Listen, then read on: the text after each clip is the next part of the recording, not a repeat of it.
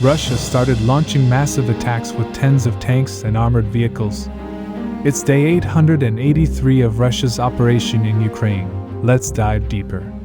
Starting from the Avdiivka sector. Here it seems like Ukrainian forces are overwhelmed by Russian forces, as they are not able to stop the Russian penetration. In our previous report, we discussed the event in which Ukrainian units of 2 battalions were encircled in areas. This was out of ordinary, as it was publicly reported by Ukrainian sources. In addition, I expressed my doubt about this event, and told you that I will be considering this area to be a gray zone until further clarification. Fortunately, the situation has become more clear, but doubts have increased even more. Today, the same Ukrainian sources reported both of their Ukrainian battalions have escaped from the encirclement. They claim with the combined effort of artillery and drones, they were able to break out of the encirclement.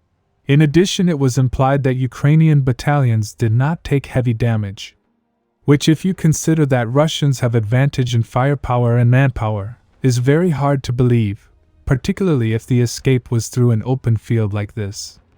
What even raises many doubts is around half a day ago, it was reported that Russian forces, after continuing their advance from Mazovatsky, they were able to take this area under their control. This, as you can see, had narrowed their potential escape route even more. Unfortunately, Russian sources, apart from echoing the same message, did not provide any more information.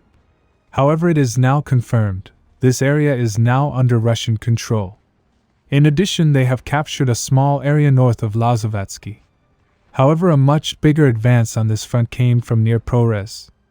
In our previous report, we saw how Russian forces were able to take the village after they advanced along the railway track. Apparently, Ukrainian armed forces redeployed the 47th Brigade to this front when the situation of the encirclement occurred. However, they were not able to stop the Russian momentum, because recently Russians were able to break through their defensive line. According to the reports, after the capture of the Prohres, Russian forces continued attacking along the railway track, and also started attacking Avdiivka. As a result, today it was reported, they were able to penetrate the Ukrainian defensive line, and take this area under their control. This means that Avdiivka is now under Russian control. Currently, Russian forces are planning to penetrate this Ukrainian defensive belt. For this, they are also developing their flank of Lazovatsky, now at Novoselivka. Previously, we saw that Ukrainian forces only had southwestern part under their control, after they were pushed back by Russian forces 1 day ago. Recently, it was confirmed, entire Novoselivka has now come under Russian control. This was visually confirmed as they raised their red banner on one of the buildings. Now moving to Krasnohorivka. Here, after many months of fighting, it seems like Ukraine has lost the city. After the Russian forces started attacking from the northern and western flank, the Ukrainian garrison at the center had no other choice but to withdraw slowly. And since past week, they have been doing exactly that. Today we are getting reports, they have started their process from the remaining areas of the city as well. So within a week Russians might clear and announce its capture. As a result, many have considered the city to have fallen. However, little south near Kostyantynivka, Russians have been launching massive attacks on the town.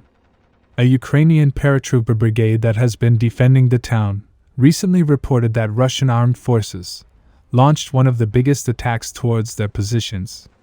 They attacked at dawn from several directions with the strength of 11 tanks, 46 armored vehicles, and 12 motorcycles. However, Ukrainian paratroopers claim they were able to destroy and damage 8 tanks, 7 armored vehicles, and all the motorcycles.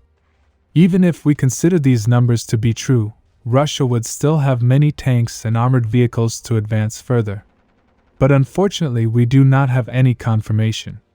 It seems like as the operation is still going on, Russian forces are on radio silence. The same Ukrainian paratroopers after a few hours reported, Russian forces again launched a big attack towards their positions. But this time with 3 tanks and 13 armored vehicles. However, Ukrainian paratroopers claim, this time they were only able to destroy or damage 1 tank and 1 BMP. which suggests that attack would have still gone further. However, until now Russian forces have not confirmed any advances. In the coming hours we might get some confirmation. Subscribe for more frontline updates. Let me know your thoughts in the comments down below.